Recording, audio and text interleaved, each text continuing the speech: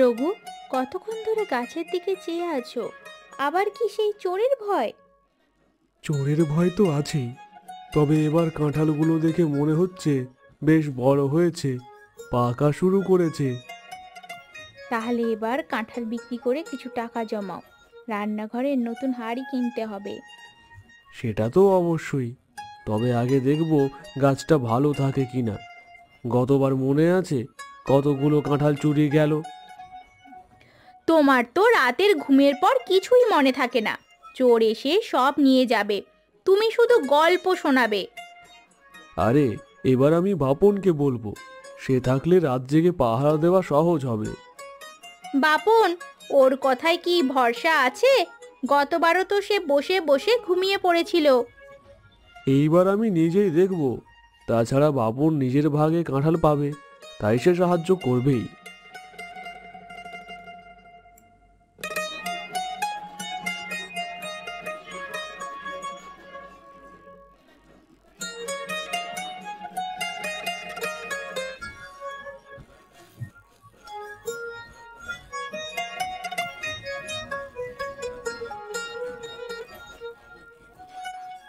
বাপন, একটু সময় হবে? আজ সন্ধ্যায় আমার গাছটা পাহারা দিতে হবে। রঘুদা, তোমার কাঁঠাল পাহারা দেওয়ার দায়িত্ব? আমি তো নিজেই এক্সপার্ট, কিন্তু তার বদলে আমাকে বড় কাঁঠাল দিতে হবে। তুই কাজ করলেই তো একটা বড় কাঁঠাল তোর। তাছাড়া এবার তো কাঁঠাল দিয়ে জমিয়ে মাংস ভাত খাওয়া যাবে। আহা, মাংস ভাত না হলে কি আর কাজ জমে? তবে জানিয়ে রাখি, এবার মাংসের দাম অনেক বেড়েছে। দাম যাই হোক, উৎসবের মজা টাকা দিয়ে মাপা যায় না। ঠিক আছে, সন্ধ্যায় দেখা করিস। চিন্তা করো না, আমি থাকবো। আর হ্যাঁ, যেন রাতে ঘুমিয়ে পড়ো না।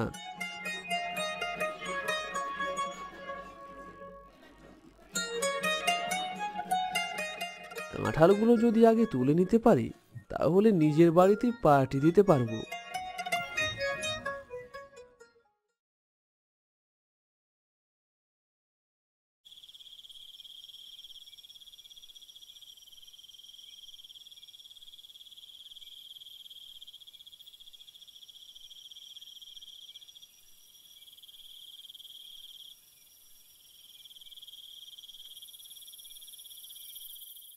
বাপন, এই গাছটা অনেক পুরনো।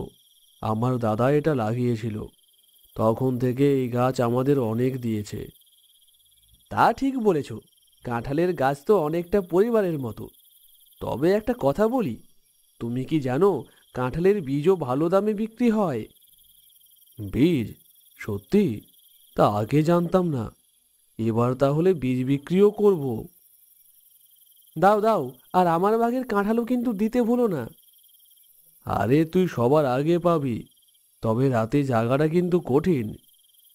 কঠিন হলেও করতে হবে। শুধু একটা অনুরোধ, যদি রাত 3টের দিকে ঘুমিয়ে পড়ি, আমাকে বকো না।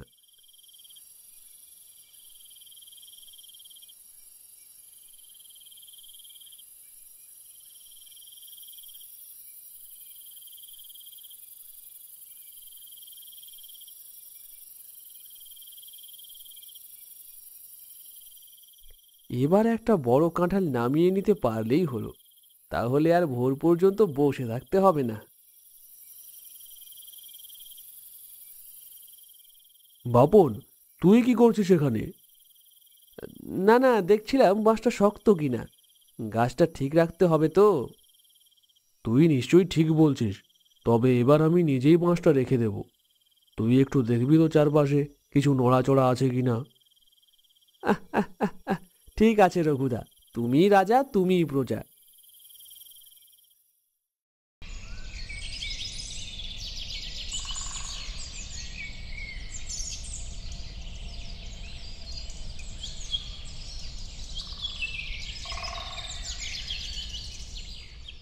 রঘু, এবার ভালো ফলন হয়েছে। তোমার পরিশ্রম কাজে লেগেছে। হ্যাঁ, তবে এই ফলন চুরি গেলে আর কিছু থাকে না। এবার একটু সতর্ক ছিলাম।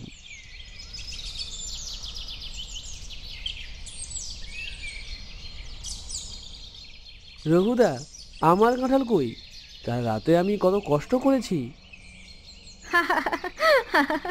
কষ্ট করার কারণ তো আমি বুঝতে পারছি, তবে তুমি আগে কাজ করেছো, তোমার ভাগ নিশ্চয়ই থাকবে। তোর জন্য একটা বড় কাঁঠাল রাখা আছে, বিক্রি করার আগে সেটা তোকে দিয়ে দেব।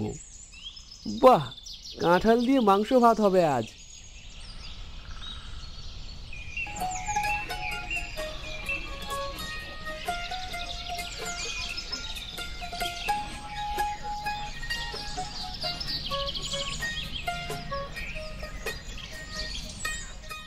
তুমি কি এত বড় কাঁঠাল একাই খাবে? সবাইকে ডাকো না কেন? একাই খেতে পারি, তবে মাংস আর মশলা কিনতে গেলে পুরো টাকা ফুরিয়ে যাবে। তাহলে সবাইকে বলো, যার যার মাংস আর ভাত সঙ্গে নিয়ে চলে আসে, তুমি শুধু কাঁঠাল দিয়ে রান্না করবে। তাহলে গ্রামে সবার সঙ্গে ভালো সময় কাটানো যাবে। তোমার আইডিয়া ভালো লাগলো।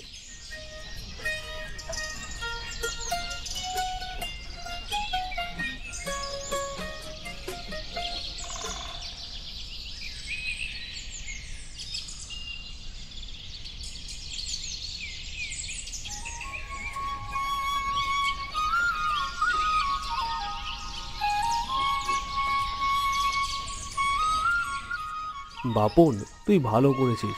সবাইকে নিয়ে খাওয়াটা আনন্দের ব্যাপার। তুমি কি শুধু কাঁঠাল দিয়েছো আর সবাই মাংস নিয়ে এসেছে? হ্যাঁ, সবাই মিলে করলে সব সহজ হয়। তবে রান্নাটা কেমন হয়েছে? খুব ভালো। এমন আয়োজন আমাদের গ্রামে দেখা যায় না।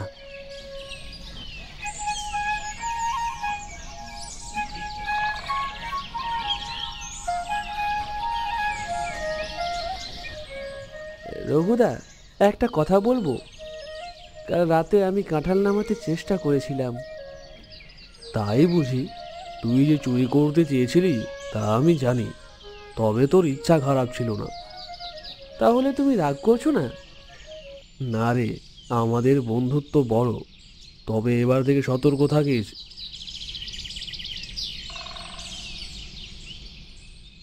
বাপন, নতুন একটা কাঁঠাল গাছ লাগানো যাক। হ্যাঁ, যাতে গ্রামে আরো উৎসব করা যায়।